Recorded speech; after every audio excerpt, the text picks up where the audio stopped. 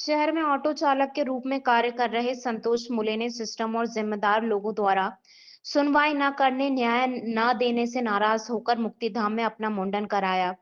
संतोष ने बताया कि 7 मार्च को सुबह के समय मेडिकल कॉलेज की एक आउटसोर्स महिला कर्मचारी को यात्री के रूप में अपने ऑटो में बिठाकर मेडिकल कॉलेज छोड़ा था।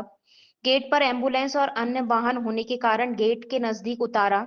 इस पर नाराज होकर महिला कर्मचारी ने संतोष के साथ मारपीट कर अभद्रता की थी। अन्य कर्मचारियों से भी इस बात की शिकायत की तो उन्होंने भी संतोष को डराया। कोतवाली में शिकायत की, लेकिन न्याय नहीं मिला। इसके बाद मेडिकल कॉलेज में डीन से इस बात की शिकायत की गई। हर जगह निराश होने के बाद उन्होंने अपनी आत्मसंतुष्टि के लिए मामले को तिलांजलि देने का उद्देश्य से अपने मुंडन कराते हुए 13 दिनों की मृत्यु की तमाम गतिविधि करने का निर्णय लिया है। साथ ही एक अपील की है कि किसी भी स्थान के आउटसोर्स कर्मचारी को उनके कार्य क्षेत्र में ही वर्दी पहनने का अधिकार दिया जाए। मैं एक ऑटो चालक हूँ। मैं ऑटो चलाता हूँ। मैं सुबह जब जा रहा था तो मेरे को रास्ते में हाथ दे के एक आउटसोर्स महिला कर्मचारी जो हाउस कीपिंग का कार्य करती है, उसने हाथ दिया, रुकवाया। मैंने ऑटो रोका। ऑटो से मैं उसे उसने बोला मेडिकल कॉलेज जाना है। मैं मेडिकल कॉलेज लेके निकला। ठीक गेट पे पहुंचने के बाद उसने मुझे रुकने कहा। मैं एकदम गेट पे नहीं रुक सकता था, पीछे एम्बुलेंस दिख रही थी। मैं थोड़ा सा कुछ आगे चल के रुका। इस बात पे उत्तेजित होकर उसने मुझे जोरदार थप्पड़ मार दिया, जिससे मेरा चश्मा टूट गया और बहुत तो कुछ ऐसी क्रियाएं हो गई जो मैं बता नहीं पा रहा कैमरे के आगे, है ना। इसके बाद में मैंने फिर उससे कहा भी कि ये गलत कर दिया, लेकिन उसने मेरे को बोला कि मैं तुम्हें देख लूंगी, ऐसा कह के और मेरे को जल्दी है कह के पैसे मेरे ऑटो में गद्दी के नीचे रख के और चली गई। इसके बाद मैंने विचार भी किया कि वो मेरे को मतलब मैंने पूरी तरह से उसे मौका दिया कि वो मेरे से बातचीत करे, पर उसने ऐसा कुछ नहीं किया।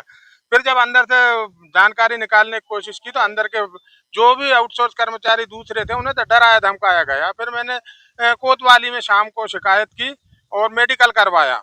उसमें भी मैंने उसे बचाने की पूरी कोशिश की। मैंने लिखा उसमें कि मैं पुलिस कार्रवाई नहीं चाहता हूँ। फिर भी कुछ नहीं हुआ। तब मैंने जाके डीन सर को एप्लीकेशन दी। डीन सर ने आवक जावक में उसे जमा करवा दी। उसके बाद कलेक्टर साहब को दी। उसके 2 दिन बाद फिर जाके मैनेजर साहब से बात की। मैनेजर साहब ने भी बोल दिया बाउंड्री के बाहर का मामला है, हमसे मतलब हल नहीं कर सकते। तो मेरे केवल यही शिकायत है कि जब बाउंड्री के बाहर का मामला है तो बाउंड्री के बाहर यूनिफॉर्म में पहन के ये लोगों को नहीं छोड़ना चाहिए। आउटसोर्स कर्मचारियों को ये बाहर आते हैं और बाहर आके ऐसी अभद्रता और गुंडागिर्दी करते हैं, ये गलत है।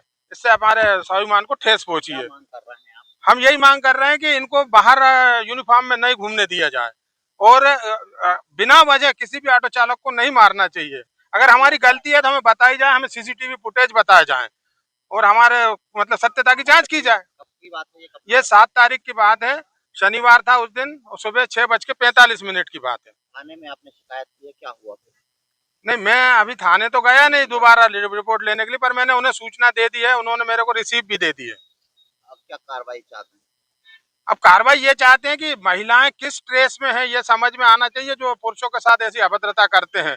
क्या ये आउटसोर्स कर्मचारियों को तनख्वाह नहीं दे रहे हैं या क्या ऐसी चीज है जिसके कारण वो एक आदमी को बिना कारण के थप्पड़ मार दिया उसने। आज क्या किया है आपने यहाँ पर बताकर? हमने आज आके उस विषय की जो 13 दिन पूरे हुए हैं इस घटना का, उसकी 13वीं मनाई है और आगे चल के अब हम दूसरे कार्यक्रम भी करेंगे जो पूरे मृत्यु संस्कार में होते हैं, जैसे पिंडदान वगैरह, ये सब करेंगे। और इसके बाद भी हमारी कार्रवाई, हमारी बात को सुनाया नहीं जाएगा, उस व्यक्ति को सामने नहीं लाया जाएगा, तो फिर जो कुछ हो सकता है देहदान वगैरह